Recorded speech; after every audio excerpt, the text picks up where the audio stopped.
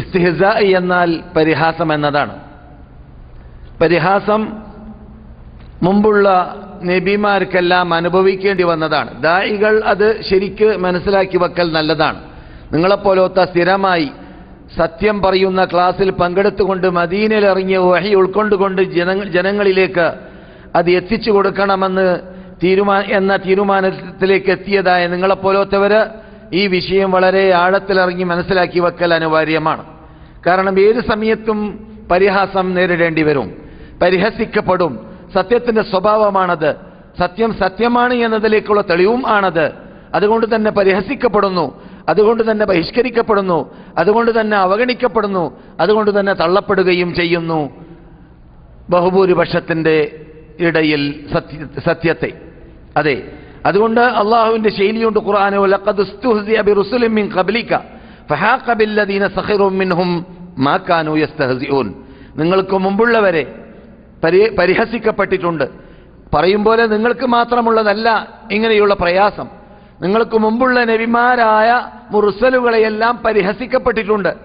വലഖദ് ഉസ്തുഹ്സിഅ ബിറുസുലിൻ മിൻ ഖബ്ലിക, നിങ്ങൾക്ക് മുമ്പുള്ളതായ മുർസലുകളെ, നബിമാരെ, ദൂതന്മാരെ പരിഹസിക്കപ്പെട്ടിട്ടുണ്ട്. ഫഹാഖ ബില്ലദീന സഖിറൂ മിൻഹും മാ കാനൂ ബിഹി യസ്തഹ്സിഊൻ.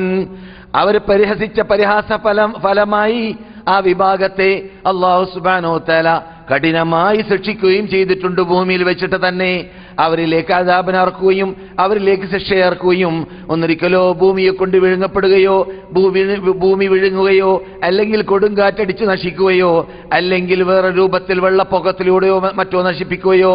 നമുക്ക് പല നബിമാരുടെ ചരിത്രം പല ശൈലിയിലൂടെ ഇതേ സദസ്സിലൂടെ ഈ സാധുവിന്റെ ശബ്ദം കേട്ട് പരിചയമുള്ളവർക്ക് പരിചയമുള്ളതായ വിഷയമാണത്. നൂഹ് നബി അലൈഹി സ്വലാം 950 കൊല്ലം പ്രബോധനം ചെയ്തപ്പോഴെല്ലാം ദൈനംദിനം പരിഹസിക്കപ്പെടുകയാണ്.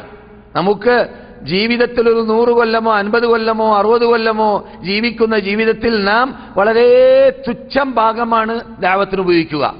950 കൊല്ലം പോകട്ടെ, തുച്ഛം ഭാഗം ഈ 50 കൊല്ലം 60 കൊല്ലത്തിനിടയിൽ, ഈ 60-50 കൊല്ലം ഇവിടെ ജീവിക്കുമ്പോൾ അതിനിടയിൽ ഏതാനും മണിക്കൂറുകൾ, ദിവസങ്ങൾ, ആഴ്ചകൾ, മാസങ്ങൾ നടത്തുന്നതായ പ്രവർത്തനങ്ങളിൽ സത്യം പറയുമ്പോൾ ആരെങ്കിലും പോടാ അവിടെ നിന്ന് പറഞ്ഞാൽ പിന്നെ ആ ഭാഗത്ത് പോക്കില്ല, അവസാനിച്ചു. അല്ലേ? അങ്ങനെയല്ലേ? അതാണ് യാഥാർത്ഥ്യം. നമുക്കത് സഹിക്കാൻ പറ്റുകയില്ല. അങ്ങനെയല്ല നമ്മെ ഖുർആൻ നമുക്ക് ശിക്ഷണം നൽകുന്നത്. വലഖദ് ഉസ്തുഹ്സിഅ ബിറുസുലിൻ മിൻ ഖബ്ലിക, നിങ്ങൾക്ക് മുമ്പുള്ള മുർസലുകളെ പരിഹസിക്കപ്പെട്ടിട്ടുണ്ട്. അവർക്ക് തക്കതായ പ്രതികാരം അഥവാ അവരെ പരിഹസിച്ചവർക്ക് അള്ളാഹു നൽകിയിട്ടുമുണ്ട് എന്ന് ഖുർആൻ പറയുന്നു. അതെ സഹോദര സഹോദരിമാരെ, ഈ സബ്ജക്റ്റാണ് ഇന്ന് മക്ക ഇമാം തുടങ്ങി വെച്ചത്. ഹറമിൽ വെച്ചിട്ട്, മക്കയിൽ വെച്ചിട്ട് ചർച്ച ചെയ്തതായ വിഷയത്തിലൂടെ. അതെ, ഒരു സത്യവിശ്വാസി അദ്ദേഹത്തിന്റെ ജീവിതത്തിൽ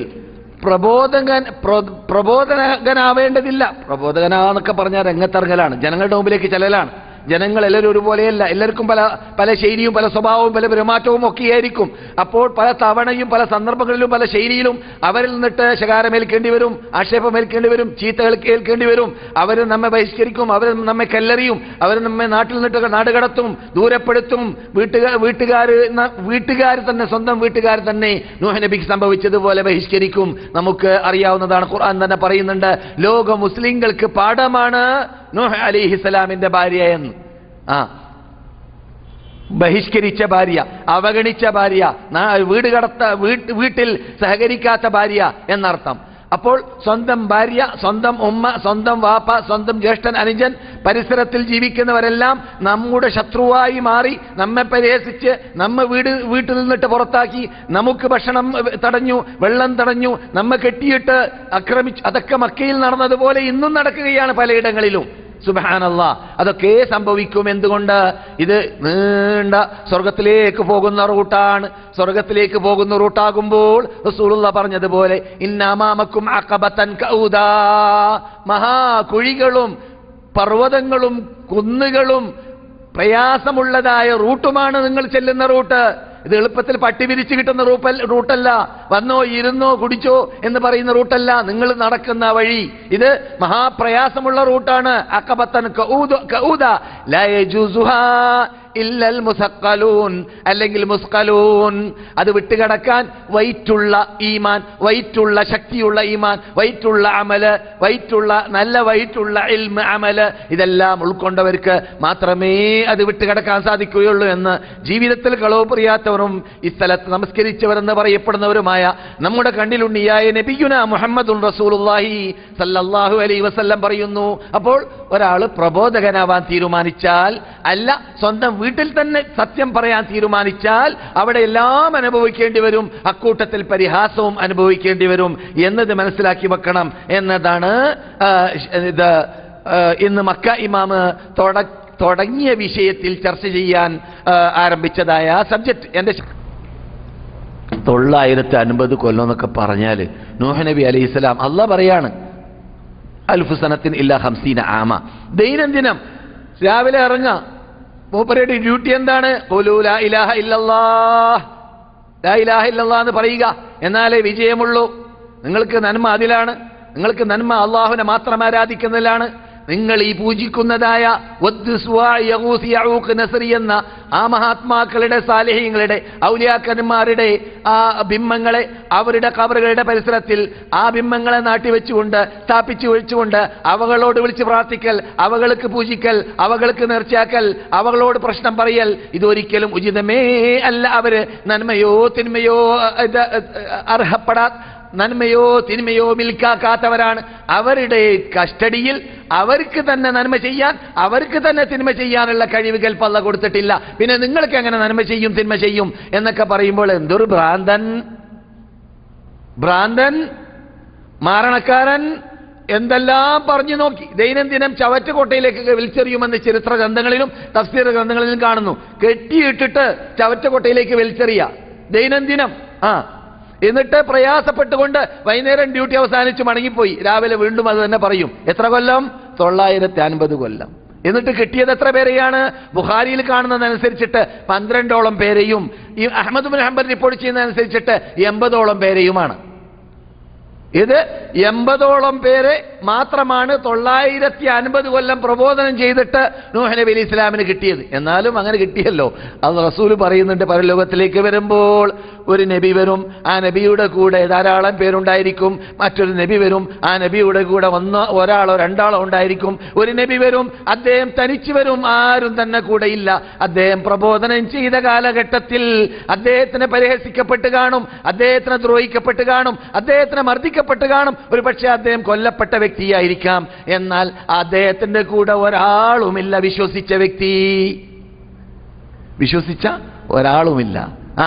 അദ്ദേഹത്തെ കൊണ്ട് വിശ്വസിച്ച ഒരു വ്യക്തിയുമില്ല. അങ്ങനെ പരലോകത്തിൽ വരുന്ന ആളുണ്ടായിരിക്കും. അല്ലാഹു സുബ്ഹാനഹു വ തആല അദ്ദേഹത്തിൽ അർപ്പിച്ച ബാധ്യത അദ്ദേഹം നിർവഹിച്ചിട്ടുണ്ട്. അദ്ദേഹം കുറ്റക്കാരനല്ല. മനസ്സിലായില്ലേ? അതുപോലെ നാമും ഇപ്പൊ നാട്ടിലേക്ക് ചെന്നു, കാസർഗോട്ടിലേക്ക് ചെന്നു, മംഗലാപുരത്തേക്ക് ചെന്നു, മലപ്പുറത്തിലേക്ക് ചെന്നു, തിരുവനന്തപുരത്തിലേക്ക് ചെന്നു, ഉള്ളാളം ചെന്നു, പരിസരത്തിലെല്ലാം നാം ജീവിക്കുന്ന നാട്ടിലേക്ക് പോയി. മദീനയിലേക്ക് എത്തിയപ്പോൾ നാം ചെറുപ്പത്തിൽ നമ്മുടെ നാട്ടിൽ കണ്ട അനാചാരം പാടില്ല എന്ന് പഠിച്ചു. അവിടെ ഇറങ്ങിയ വഹയിൽ അതില്ലാന്ന് പഠിച്ചു. വഹി പോകേണ്ടത് നമ്മുടെ നാട്ടിൽ നിന്നിട്ട് അങ്ങോട്ടല്ല, മറിച്ച് വഹി വരേണ്ടത് മദീനയിൽ നിന്നിട്ട് ഇങ്ങോട്ടാണ്. മദീനയിൽ നിന്നിട്ടും മക്കയിൽ നിന്നിട്ടുമാണ് വഹി വരേണ്ടത്. ഇങ്ങ് അങ്ങോട്ട് വഹി പോക്കില്ല. അതുകൊണ്ട് അവിടുന്ന് കേട്ടതും അവിടുന്ന് പഠിച്ചതും അവിടെ ഇറങ്ങിയതുമാണ് സത്യം. അതുകൊണ്ട് അവിടെ പോക്കില്ല, അവിടെ സന്തല് പോക്കില്ല, അവിടെ ജന്മദിനാഘോഷമില്ല, അവിടെ മരണദിനാഘോഷമില്ല, അവിടെ അള്ളാഹു അല്ലാത്തവരെ വിളിച്ച് പ്രാർത്ഥിക്കൽ പരസ്യമായിട്ട് ഔദ്യോഗികമായിട്ടില്ല. അവിടെ നമ്മുടെ നാട്ടിൽ നടക്കുന്നതായ ധാരാളം അനാചാരങ്ങൾ പരസ്യമായി കാണാനില്ല. അതുകൊണ്ട് അതൊക്കെ നാമും ഒഴിവാക്കി വെക്കാൻ ഡോസ് കുറച്ചിട്ടാണെങ്കിലും പരിശ്രമിക്കണം. പരിശ്രമിച്ചാലേ തീരൂ, അല്ലെങ്കിൽ രക്ഷയില്ല.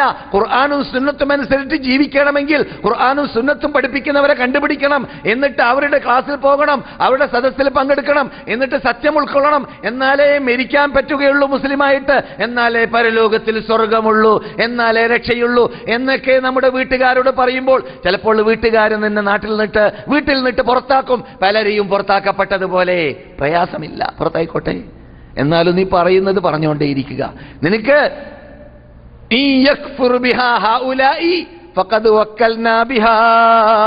ഖൗമൻ ലൈസു ബിഹാ ബികാഫിരീൻ. മക്കക്കാരെ പോലോത്തവർ മുഹമ്മദേ നിങ്ങളെ കൊണ്ട് വിശ്വസിച്ചിട്ടില്ലെങ്കിൽ, വിശ്വസിക്കുന്നവരെ നിങ്ങൾക്ക് വേണ്ടി ഞാൻ തയ്യാർ ചെയ്തു വെച്ചിട്ടുണ്ട്. ആ വിശ്വസിക്കാൻ നിങ്ങൾക്ക് വേറെ ആളെയും ലഭിക്കും. ഫഖദ് വക്കൽനാ ബിഹാ, നാം ഏൽപ്പിച്ചിട്ടുണ്ട് മറ്റു ചില ആൾക്കാരെ, അതിനെ അനുഗ്രഹിച്ചിട്ടുണ്ട് മറ്റു ചില ആൾക്കാരെ വിശ്വസിക്കാൻ. അതുകൊണ്ട് ഒരു വിഭാഗം വിശ്വസിച്ചിട്ടില്ലെങ്കിൽ മറ്റൊരു വിഭാഗം വിശ്വസിക്കും. അതുകൊണ്ട് നിങ്ങൾ അവർ വിശ്വസിച്ചില്ലല്ലോ, അവർ കൂട്ടാക്കിയില്ലല്ലോ, അവർ ബഹിഷ്കരിച്ച് കളഞ്ഞല്ലോ, അവരെ എന്നെ തള്ളിക്കളഞ്ഞല്ലോ എന്ന് വിചാരിക്കേണ്ട, ബേജാറാവേണ്ടതില്ല. പിന്നെ ഒരു കാര്യം മനസ്സിലാക്കുക, നാം ജനങ്ങൾക്ക് സത്യം എത്തിച്ചു കൊടുത്തു കഴിഞ്ഞാൽ നമ്മുടെ ബാധ്യത അവസാനിച്ചു, നമ്മുടെ ഉത്തരവാദിത്വം തീർന്നു. നമ്മ അല്ലാഹു ശിക്ഷിക്കൂല. മനസ്സിലായില്ലേ? പ്രശ്നം ഇവിടെ നാം എത്തിച്ചു കൊടുക്കേണ്ടത് പോലെ എത്തിച്ചു കൊടുക്കുന്നില്ല എന്നുള്ളതാണ്. പഠിക്കേണ്ടതുപോലെ പഠിക്കുന്നില്ല, പഠിപ്പിക്കേണ്ടതുപോലെ പഠിപ്പിക്കുന്നില്ല, അതിനുവേണ്ടി കൂട്ടുനിൽക്കുന്നില്ല, അതിനു വേണ്ടി നാം ടൈം കണ്ടെത്തുന്നില്ല. ക്ലാസ്സിൽ വരെ വരാൻ ടൈം കണ്ടെത്താത്തവരാണ് ഇപ്പോൾ ഇവിടെയുള്ള ആയിരക്കണക്കിന് മലയാളികളിൽ നിന്നിട്ട്. ഇങ്ങനെയുള്ള ഒരു സദസ്സുള്ളത് അറിയാത്ത ആളില്ല.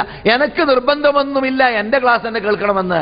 പക്ഷെ എനിക്ക് നിർബന്ധം ഇവിടെ വന്ന ഇവിടേക്ക് കിട്ടിയ വിസ മുതലാക്കണം, അത്രയേ ഉള്ളൂ. ഇവിടേക്ക് കിട്ടിയ വിസ അത് ഇവിടേക്കല്ല, സുഡാനിലേക്കല്ല, പിന്നെയോ മദീനയിലേക്കാണ്, മക്കയിലേക്കാണ്, സൗദി അറേബ്യയിലേക്കാണ്, വഹി ഇറങ്ങിയ നാട്ടിലേക്കാണ്. ആ വിസ മുതലാക്കിയാൽ മതി, അത്രയേ ഉള്ളൂ. സത്യം പറയുന്നവരുടെ സദസ്സിൽ എവിടെയാണെങ്കിലും പങ്കെടുത്തിട്ട് അള്ളാഹുവിനെ മാത്രം വിളിച്ച് പ്രാർത്ഥിക്കാൻ പറയുന്ന, അള്ളാഹ്ക്ക് വേണ്ടി മാത്രം ജീവിച്ച് മരിക്കാൻ പറയുന്ന ഈ വിശുദ്ധ ഫുർഖാൻ അലീമിൽ വന്നത് എന്തൊക്കെയുണ്ട്? അത് ബുദ്ധിക്ക് യോജിക്കട്ടെ യോജിക്കാതെ ഇരിക്കട്ടെ, കണ്ണടച്ചിട്ട് വയസ്സല്ലിമൂ തസ്ലീമാ, കണ്ണടച്ച് അവര് അതിന് സമർപ്പണം നടത്തുന്നവരാണ്, അത് അംഗീകരിക്കുന്നവരാണ്, അതിന് കീഴടങ്ങുന്നവരാണ് എന്ന് അല്ലാഹു പറഞ്ഞതായ മകാനലി മുഅ്മിനിൻ വലാ മുഅ്മിനത്തിൻ ഇദാ ഖളല്ലാഹു വറസൂലുഹു, ഒരു മുഅ്മിനോ ഒരു സത്യവിശ്വാസിക്കോ ഒരു മുഅ്മിനത്തിനോ ഒരു സത്യവിശ്വാസിനിക്കോ യോജിച്ചതേ അല്ല അൻ യകൂന ലഹുമുൽ ഖിയറത്തു മിൻ അംരിഹിം, അവർക്ക് സ്വയം ഒരു അഭിപ്രായം ഉണ്ടാവുക എന്നത് യോജിച്ചതല്ല. അവർക്ക് സ്വന്തം ഒരു അഭിപ്രായം പാടുള്ളതല്ല. എവിടെ പാടുള്ളതല്ല? ഇദാ ഖളല്ലാഹു വറസൂലുഹു, കേട്ടോളീൻ, മനപ്പാടമാക്കിക്കോളീൻ. ഇദാ ഖളല്ലാഹു വറസൂലുഹു, അള്ളയും അള്ളാഹ് വേറെ തന്നെ എന്തിനാ പറയുന്നത്? അള്ളാഹ് വിധിക്കുന്നത് ഖുർആനിൽ വന്നത്, റസൂല് വിധിക്കുന്നത് ഹദീസിൽ വന്നത്. റസൂലുള്ളാഹി സ്വല്ലല്ലാഹു അലൈഹി വസല്ലം ഹദീസിൽ ഒരു വിധി വിധിച്ചു കഴിഞ്ഞാൽ അവിടെ പിന്നെ അതിനെ പരിഹസിക്കാനോ അത് സ്ഥിരീകരിക്കപ്പെട്ട് കഴിഞ്ഞാൽ, എന്തുകൊണ്ട് പരിഹസിക്കുന്ന ഹദീസിന്റെ അതേ ശക്തിയിലുള്ളതായ നൂറുകണക്കിൽ ഹദീസ് അവൻ അംഗീകരിക്കുന്നു, പിന്നെ എന്തുകൊണ്ട് അത് മാത്രം പരിഹസിക്കുന്നു? അവിടെയാണല്ലോ നമുക്ക് അവന്റെ ആ പരിഹാസത്തിന്റെ പിന്നിലുള്ളതായ ദീനിനോടുള്ള വെറുപ്പ്, സത്യത്തോടുള്ള വെറുപ്പ് മനസ്സിലാക്കാൻ സാധിക്കുന്നത്. ഈമാൻ കേറേണ്ടതുപോലെ കേറിയിട്ടില്ല എന്നതും കുഫ്രിയത്തിലേക്കാണ് പരിഹാസം കൊണ്ട് അങ്ങനെയുള്ളവർ പോകുന്നു എന്നതും മനസ്സിലാക്കാൻ അത് തന്നെ തെളിവാണ്. അത് തന്നെ മതി, ശ്രദ്ധിക്കേണ്ടതാണ്. ഏത് പരിഹസിക്കുന്നവർ എന്തെങ്കിലും ദീനിന്റെ ഒരു ഭാഗം പരിഹസിക്കുമ്പോൾ അവർക്ക് തന്നെ അറിയാം ഇത് ബുഖാരിയിലാണ്, അവർക്ക് തന്നെ അറിയാം ഇത് മുസ്ലിമിലാണ്, അവർക്ക് തന്നെ അറിയാം ഞാൻ അംഗീകരിക്കുന്ന നൂറുകണക്കിൽ ഹദീസുകൾ അതേ ഗ്രന്ഥത്തിലുണ്ട്, അത് ഞാൻ അംഗീകരിക്കുന്നുണ്ട്, ഞാൻ നമസ്കാരത്തിൽ ഫിറ്റാക്കുന്നുണ്ട്, ഞാൻ നോമ്പിൽ ഫിറ്റാക്കുന്നുണ്ട്, ഞാൻ ഹജ്ജിൽ ഫിറ്റാക്കുന്നുണ്ട്. അങ്ങനെയുള്ള ഹദീസ് തന്നെയാണ് താടി വെക്കണമെന്ന് പറഞ്ഞ ഹദീസ്, അങ്ങനെയുള്ള ഹദീസ് തന്നെയാണ് ഇത് മുഖം മറക്കണം അല്ലെങ്കിൽ സ്ത്രീകൾ ഇസ്ലാമിക പർദ്ദ പരിപൂർണ്ണ രൂപത്തിൽ ധരിക്കണം എന്ന ഹദീസ്, അങ്ങനെയുള്ള ഹദീസ് തന്നെയാണ് നെരിയാണിക്ക് താഴെ വലിച്ച് നടക്കാൻ പാടില്ല, മുനിസിപ്പാലിറ്റി ജോലിയല്ല നമ്മുടെ ജോലി വളരെ വൃത്തിയാക്കലാണ്, വൃത്തിക്ക് നല്ലത് പൊക്കലാണ് എന്ന് പഠിപ്പിക്കപ്പെട്ടത് ബുഖാരിയിലാണ് എന്നത് മൂപ്പർക്കറിയാം. പിന്നെ അത് പരിഹസിക്കുമ്പോൾ അതിന്റെ അർത്ഥം എന്തായി? അവൻ മറ്റുള്ള ഹദീസുകളെ ഈ ഹദീസുകളെ വിശ്വസിക്കാത്ത പോലെ വിശ്വസിക്കാത്ത ആളാണ്. ബാഹ്യരൂപത്തിൽ വെറും കാപ്പട്യം വരെ നടക്കുന്ന സ്വഭാവം മാത്രമേ ഉള്ളൂ. ശരിക്കും സത്യവിശ്വാസിയാണെങ്കിൽ അല്ലാഹ് പറഞ്ഞു റസൂല് പറഞ്ഞു എന്നത് കേട്ടുകഴിഞ്ഞാൽ പരിപൂർണമായി സമർപ്പണം അവനിട്ടുണ്ടാവണം, അവനിട്ട് അംഗീകാരം ഉണ്ടാവണം എന്ന തത്വത്തിലേക്ക് എത്താൻ സാധിച്ചാലാണ് ഒറിജിനൽ സുന്നിയാവുക, ഒറിജിനൽ അഹ്ലുസുന്നത്ത് ജമാഅത്തിന്റെ ആശയാദർശം ഉൾക്കൊണ്ടാളായി മാറുക. യഥാർത്ഥ അഹ്ലുസുന്നത്ത് ജമാഅത്തിന്റെ ആശയാദർശം ആരുൾക്കൊള്ളുന്നുവോ അവരൊരിക്കലും അള്ളാഹു ഇറക്കിയത് അവന്റെ ബുദ്ധിക്ക് യോജിച്ചോ ഇല്ലേ എന്ന് നോക്കൂല, റസൂല് പറഞ്ഞത് സ്ഥിരീകരിക്കപ്പെട്ട് കഴിഞ്ഞാൽ അവന്റെ ബുദ്ധിക്ക് യോജിച്ചോ ഇല്ലേ എന്ന് നോക്കൂല എന്നതാണ് യാഥാർത്ഥ്യം. ഇതാണ് സലഫുസ് സാലിഹീങ്ങളാകുന്ന മഹാത്മാക്കളാകുന്ന സഹാബാക്കളും അവരുടെ ശേഷം വന്ന താബിഈങ്ങളും അവരുടെ ശേഷം വന്നതായ നമ്മുടെ മദ്ഹബിന്റെ ഇമാമിങ്ങളും മനസ്സിലാക്കി വെച്ച് ലോകത്തിന് മുമ്പിൽ പ്രചരിപ്പിച്ചു പോയതായ തത്വം അവരെ പിൻപറ്റാനാണ് ഈ ഖുർആൻ പറഞ്ഞിട്ടുള്ളത്.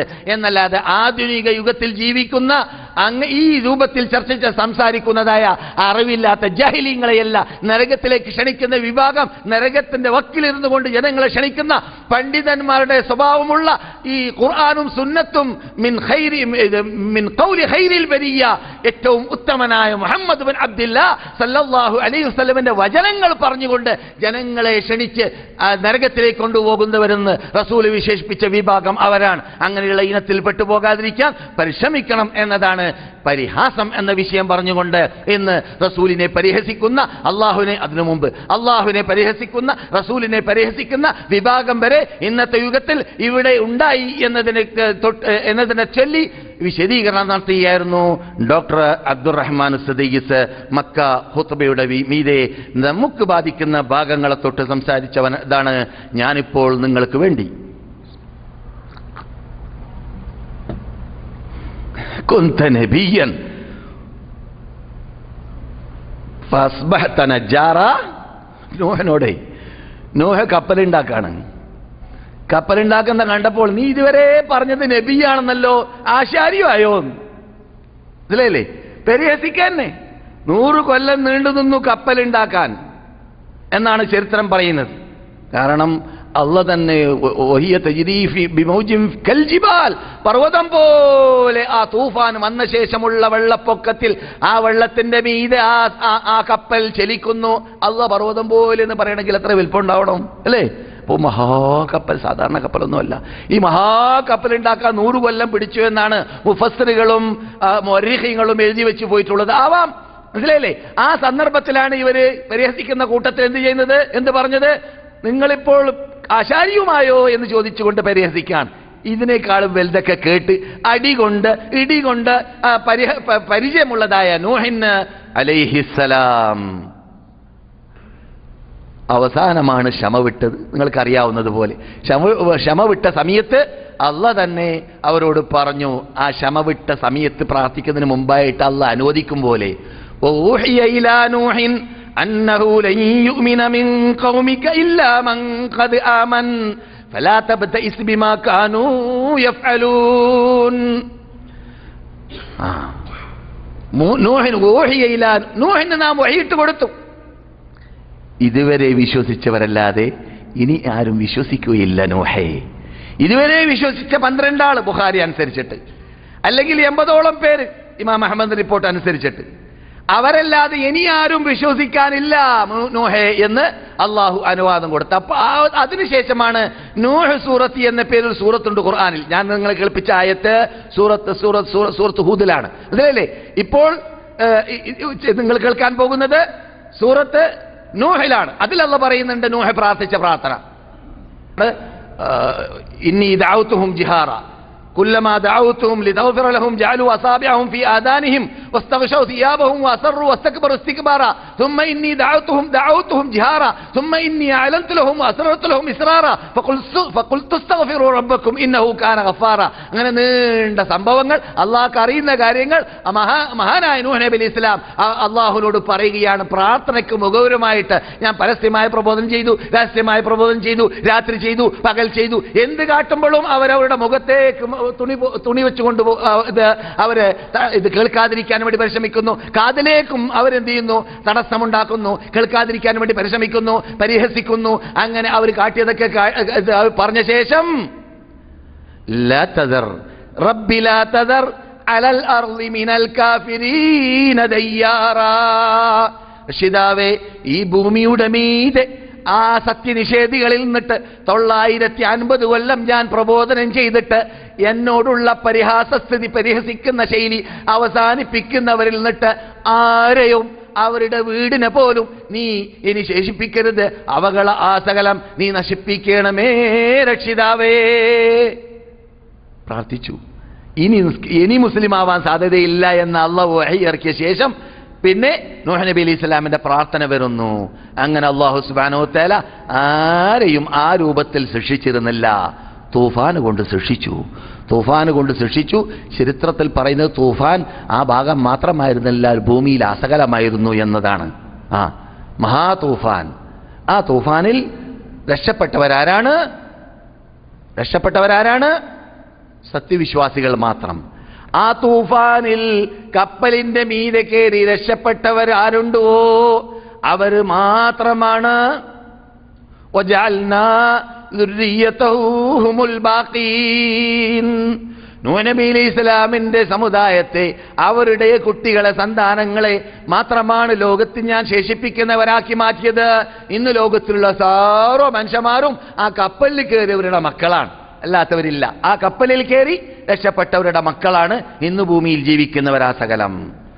നമ്മുടെ നേതാവായ നബിയുനാ മുഹമ്മദ് റസൂലുള്ളാഹി സല്ലല്ലാഹു അലൈഹി വസല്ലം മക്കയിൽ പ്രബോധനം ചെയ്ത കാലഘട്ടത്തിൽ അനുഭവിച്ച കഷ്ടതകൾ കേൾക്കാത്തവർ നിങ്ങളുടെ കൂട്ടത്തിലില്ല. അവർക്ക് കേൾക്കാൻ പറ്റാത്തത് എന്താണ്? എങ്ങനെയാണ് 360 മഹാത്മാക്കളുടെയും എല്ലാ ബിംബങ്ങളുടെയും എല്ലാം പ്രതിമകൾ ഞങ്ങൾ കഅബത്തിന്റെ അകത്ത് നിക്ഷേപിച്ച് വെച്ചിട്ട്, ഇബ്രാഹിമിന്റെ പ്രതിമ, ഇസ്മായിലിന്റെ പ്രതിമ, ഇസ്ഹാഖിന്റെ പ്രതിമ, മറിയമിന്റെ പ്രതിമ, ലാത്തയുടെ പ്രതിമ, ഉസ്സയുടെ പ്രതിമ, ഹുബലിന്റെ പ്രതിമ, അപ്രകാരം തന്നെ ഞാൻ നേരത്തെ കളിപ്പിച്ച നൂഹ് സൂറത്തിലുള്ളതായ ഒദ്, സുആ, യഗൂസ്, യഊഖ്, നസ്രി എന്ന അന്നത്തെ കാലഘട്ടത്തിൽ വരെ ജീവിച്ച സാലിഹീങ്ങളുടെ പ്രതിമകൾ ഇവകളെല്ലാം കഅബത്തിന്റെ അകത്ത് നിക്ഷേപിച്ച് വെച്ച് കഅബത്തിന്റെ മതിലിൽ ഇങ്ങനെ സ്ഥാപിച്ചു. ചിലത് കോലം, ചിലത് എന്താണ് ശരി ബിംബം, പ്രതിമ. എന്നിട്ട് എന്ത് പ്രശ്നം വരുമ്പോഴും ഇത് വിദേശകാര്യ ബിംബം, ഇത് സ്വദേശകാര്യ ബിംബം, ഇത് രോഗം മാറ്റാനുള്ള ബിംബം, ഇത് പ്രശ്നം പരിഹരിക്കാനുള്ള ബിംബം, അങ്ങനെ ഓരോ ബിംബങ്ങൾക്ക് ഓരോ ഡ്യൂട്ടിയും കൊടുത്തു. എന്നിട്ട് പ്രശ്നങ്ങളൊക്കെ പരിഹരിക്കാൻ അവകളോട് ചോദിച്ചുകൊണ്ടേ ഇരുന്നിട്ട് പ്രശ്നം പരിഹരിക്കുന്നില്ല. പിന്നെ എങ്ങനെയാണ് പരിഹാസ ശൈലികൾക്കു അജഅലൽ ആലിഹത ഇലാഹൻ വാഹിദ ഇന്ന ഹാദാ ലശൈഉൻ ഉജാബ. أجعل الآلهة إلها واحدا إن هذا لشيء عجاب. കൂട്ടത്തിൽ പറയുകയാണ് മാ സമിഅനാ ബിഹാദാ ഫിൽ മില്ലത്തിൽ ആഖിറതി ഇൻ ഹാദാ ഇല്ല ഇഖ്തിലാഖ. എന്താ എല്ലാ ബിംബങ്ങളെയും എല്ലാ ദൈവമാരെയും എല്ലാ ഇലാഹുകളെയും ഒരുമിച്ച് കൂട്ടിയിട്ട് ഒരു ഇലാഹാക്കി മാറ്റാനാണോ മുഹമ്മദ് നീ തുനിയുന്നത്? ഒരു ഇലാഹിനെ കൊണ്ട് എന്താ കാട്ടാൻ പറ്റാ? ഈ 360 കൊണ്ട് കാട്ടാൻ പറ്റാത്തത് ഒരു ഇലാഹിനെ കൊണ്ട് കാട്ടാൻ പറ്റാനോ? എന്ന് മാത്രമല്ല, ഈ പറഞ്ഞു കളഞ്ഞതായ ഈ വാക്ക് ഞങ്ങൾ ആരെയും പറയുന്നത് കേട്ടിട്ടില്ല ഇതിനു മുമ്പ്, എവിടുന്ന് ഇത് കൊണ്ടുവന്നു എന്നൊക്കെ പറഞ്ഞ് പരിഹസിച്ചു. റസൂലുള്ളാഹി സ്വല്ലല്ലാഹു അലൈഹി വസല്ലം അവരുടെ പരിഹാസം കാരണത്താൽ പലപ്പോഴും അവരില്ലാത്ത സമയത്താണ് മസ്ജിദുൽ ഹറാമിലേക്ക് നിസ്കരിക്കാൻ വേണ്ടി അർദ്ധരാത്രി ചെല്ലൽ. പക്ഷെ അർദ്ധരാത്രി വരേക്കും അവർ ബേക്കിൽ കൂടാറുണ്ടായിരുന്നു.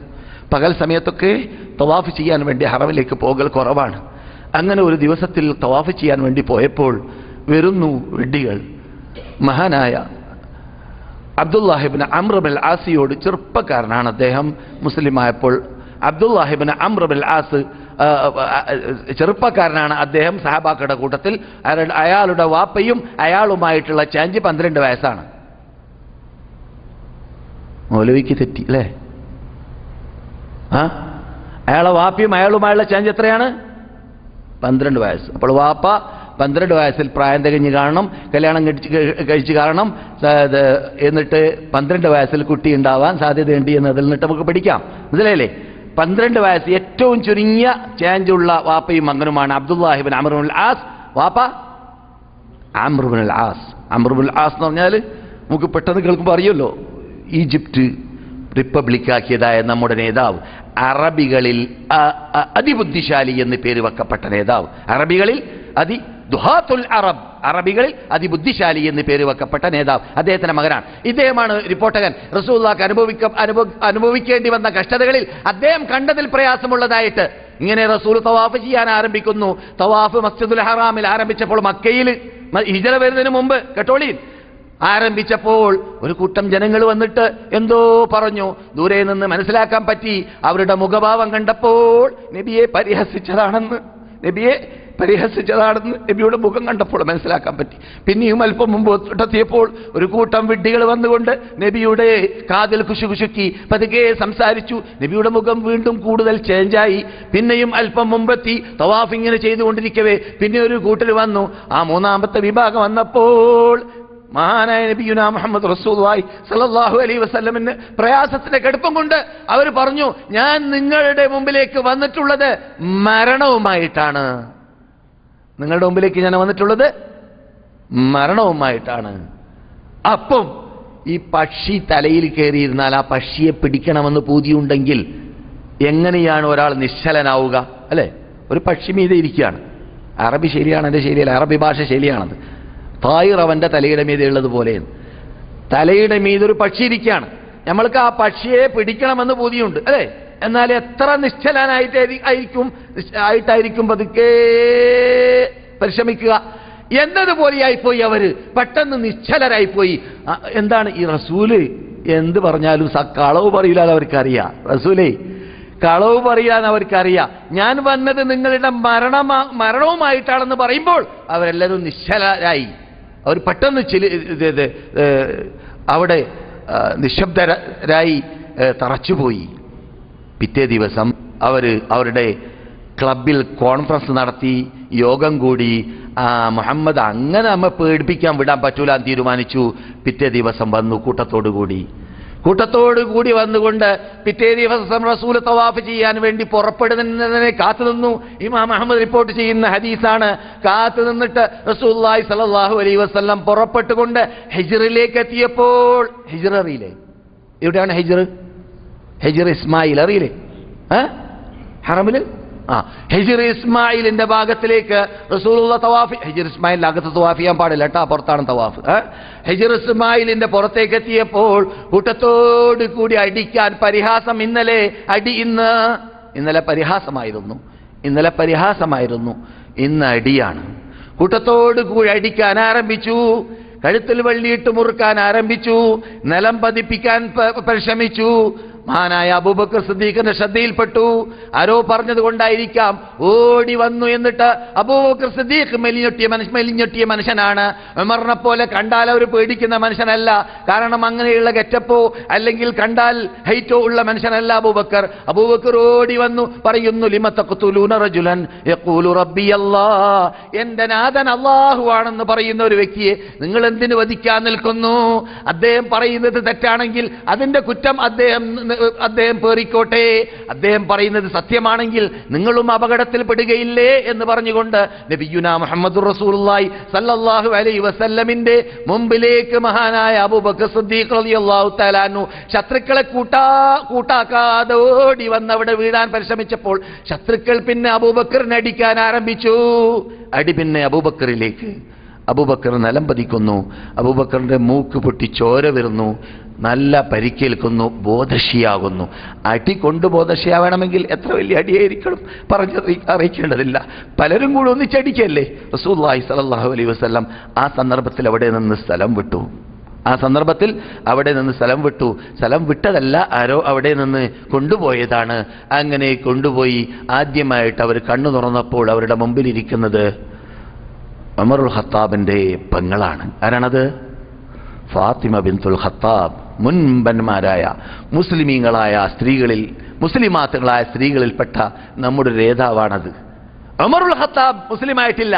ഉമറുൽ ഖത്താബ് 40-ാമനാണ് ഇസ്ലാമാകുന്നതിൽ. ആ സന്ദർഭത്തിൽ ഇത് 40-ാമത്തെ വ്യക്തിയാണ് ഉമറുൽ ഖത്താബ് മുസ്ലിമാകുന്നതിൽ. ആ സന്ദർഭത്തിൽ ഉമർ മുസ്ലിമായിട്ടില്ല.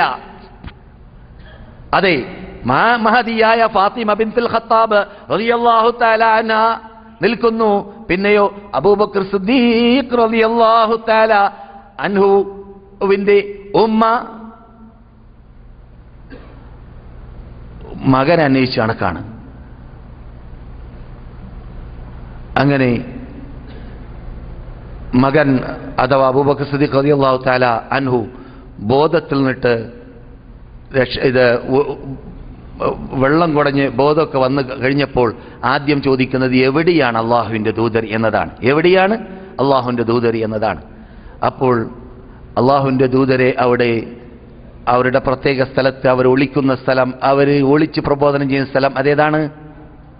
അർഖം ഇബ്നു അബുൽ അർഖമിന്റെ വീട്ടിലേക്ക് സുരക്ഷിതത്തോടു കൂടി എത്തിയിട്ടുമുണ്ട് താനും. പക്ഷേ ചോദിച്ച ചോദ്യത്തിന് മറുപടി എവിടെയാണ് എന്ന് ചോദിക്കുമ്പോൾ ഫാത്തിമ ബിൻതുൽ ഖത്താബാണ് സാന്നിധ്യത്തിലുള്ളത് എന്നതാണ് ചരിത്രം പറയുന്നത്. ആവാം. അപ്പോൾ ഫാത്തിമ ബിൻതുൽ ഖത്താബിനോട് എവിടെയാണ് ഇരിക്കുന്നത്, എവിടെയാണ് ദൂതരി എന്ന് ചോദിച്ചപ്പോൾ മഹദിക്കറിയാം എവിടെയാണെന്ന്. അബൂബക്കർ സിദ്ദീഖിന്റെ ഉമ്മ കാഫറത്താണ്, മുസ്ലിമായിട്ടില്ല. അബൂബക്കർ സിദ്ദീഖിന്റെ ഉമ്മ അപ്പോൾ മുസ്ലിമായിട്ടില്ല, അമുസ്ലിമത്താണ്. അതുകൊണ്ട് ഫാത്തിമ കണ്ണിട്ട് ചോദിക്കും പോലെ ആരോട്? അബൂബക്കർ സിദ്ദീഖിനോട്. എവിടെയാണ് റസൂലി എന്നത് നിങ്ങളുടെ ഉമ്മാന്റെ മുമ്പിൽ വെച്ചിട്ട് പറയണോ? പറഞ്ഞാൽ രഹസ്യം ചോരലാവുമല്ലോ. അപ്പോൾ മഹാനായ അബൂബക്കർ പറഞ്ഞു, പ്രശ്നമില്ല, എൻ്റെ ഉമ്മ മുസ്ലിമത്തായിട്ടില്ലെങ്കിലും അവര് ഒരിക്കലും വഞ്ചിക്കുന്ന ആളോ നമുക്ക് പ്രയാസമുള്ള റസൂലിന് പ്രയാസമുള്ള കാര്യം ചെയ്യുന്ന ആളല്ല, പറഞ്ഞോളി എന്ന് പറഞ്ഞു. അപ്പോൾ അബൂബക്കറിന്റെ ഉമ്മാന്റെ മുമ്പിൽ വെച്ചിട്ട് പറയുകയും ചെയ്തു. എവിടെയാണ് ഞാൻ പറഞ്ഞു വരുന്നത്?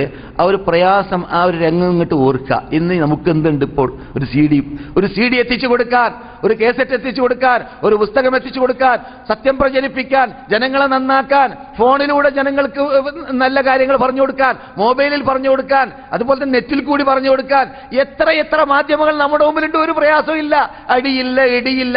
നാം ഈ റസൂലുള്ളാഹിന്റെ ആദ്യ കാലഘട്ടത്തിൽ കണ്ടതായ ഒരു പ്രയാസവും ആ രൂപത്തിലുള്ളത് നമുക്കിന്ന് ഏൽക്കൽ കുറവാണ്, വളരെ ദുർലഭമാണ്.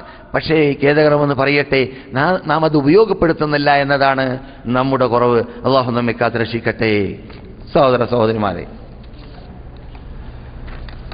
അപ്പോൾ നാം പറഞ്ഞു വന്നത് പരിഹാസം.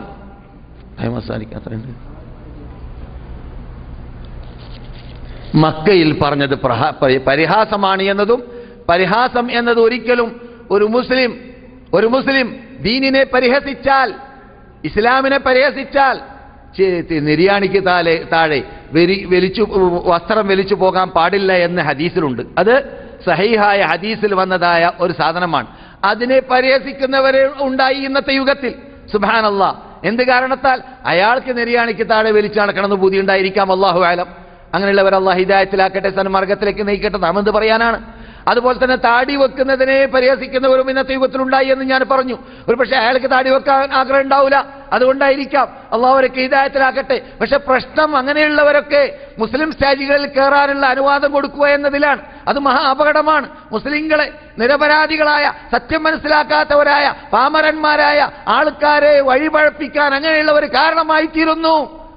അത് ശ്രദ്ധിക്കേണ്ടതാണ്, അത് സൂക്ഷിക്കേണ്ടതാണ്. ഖുർആനും സുന്നത്തും പഠിച്ച സഹീഹായ ഹദീസുകൾ മനസ്സിലാക്കി ബുദ്ധിക്ക് യോജിച്ചാലും യോജിച്ചില്ലെങ്കിലും അത് അംഗീകരിക്കൽ അനിവാര്യമാണെന്ന തത്വത്തിലേക്ക് എത്തിയ ആൾക്കാർ മാത്രമാണ് വാഴ്ന്നു പറയേണ്ടത്, പ്രസംഗിക്കേണ്ടത്, ഖുതുബോധേണ്ടത്. അവരുടെ പ്രബോധനമാണ് നാം പ്രചരിപ്പിക്കേണ്ടത്, അവരുടെ കേസറ്റുകളാണ് നാം പ്രചരിപ്പിക്കേണ്ടത്. അതിന് വിപരീതം നടക്കുന്നവരെ നാം സൂക്ഷിക്കേണ്ടതുണ്ട്, അവരെ നന്നാക്കാൻ പരിശ്രമിക്കേണ്ടതുണ്ട്.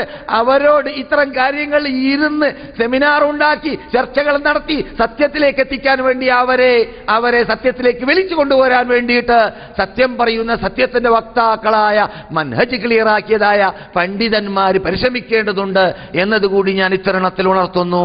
അള്ളാഹു അങ്ങനെ പരിഹസിക്കുന്നവരെ ഹിദായത്തിലാക്കട്ടെ എന്ന് നമുക്ക് പ്രാർത്ഥിക്കാം.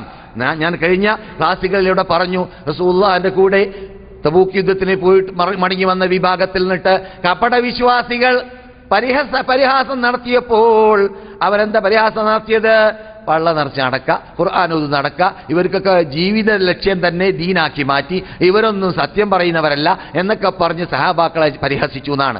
അങ്ങനെ അല്ലാഹു സുബ്ഹാനഹു വ തആല ഖുർആനിലൂടെ അവരെക്കുറിച്ച് ആയത്തിറക്കുകയാണ്. അബില്ലാഹി വ ആയാതിഹി വ റസൂലിഹി കുൻതും തസ്തഹ്സിഊൻ. അല്ലാഹുവിനെയും അല്ലാഹുവിന്റെ ദൃഷ്ടാന്തങ്ങളെയും അല്ലാഹുവിന്റെ റസൂലിനെയും നിങ്ങൾ പരിഹസിക്കുകയാണോ? ലാ തഅ്തദിറു. അവർ റസൂലുള്ളാഹിന്റെ ഒട്ടകത്തിന്റെ താഴെ വന്ന് നിന്നിട്ട് ഉദുർ പറയാണ്. എന്ത്?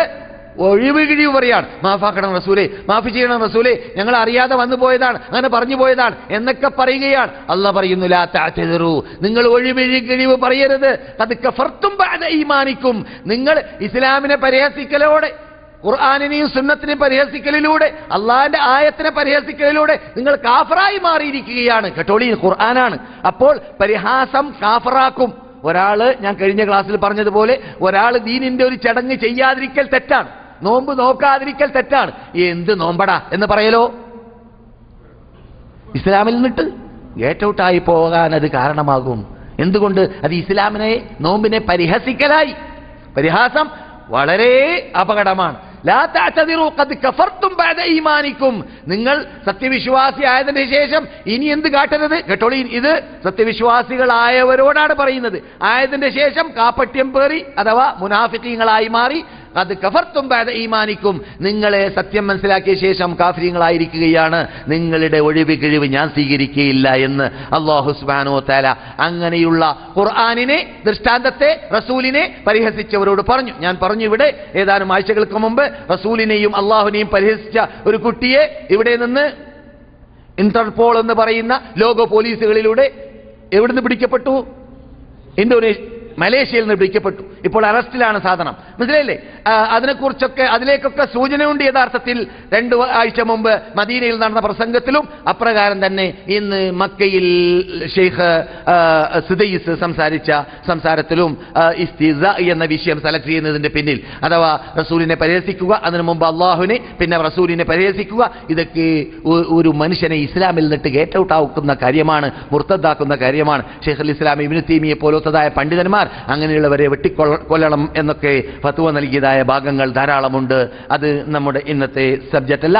അതേസമയത്ത് ഇസ്തിഹ്സ എന്നത് അഥവാ പരിഹാസം എന്നത് നാം ശ്രദ്ധിക്കണം. ദീനിന്റെ കാര്യത്തിൽ ഒരിക്കലും ദീനിനെ പരിഹസിക്കാൻ പാടില്ല, ദീനിന്റെ വിധിവിലക്കുകളെ പരിഹസിക്കാൻ പാടില്ല, സ്ഥിരീകരിക്കപ്പെട്ട ഹദീസിനെ പരിഹസിക്കാൻ പാടില്ല, പിന്നെ ഖുർആനിനെ പറഞ്ഞറിയിക്കേണ്ടതില്ലല്ലോ പരിഹസിക്കാൻ പാടില്ല എന്നത്.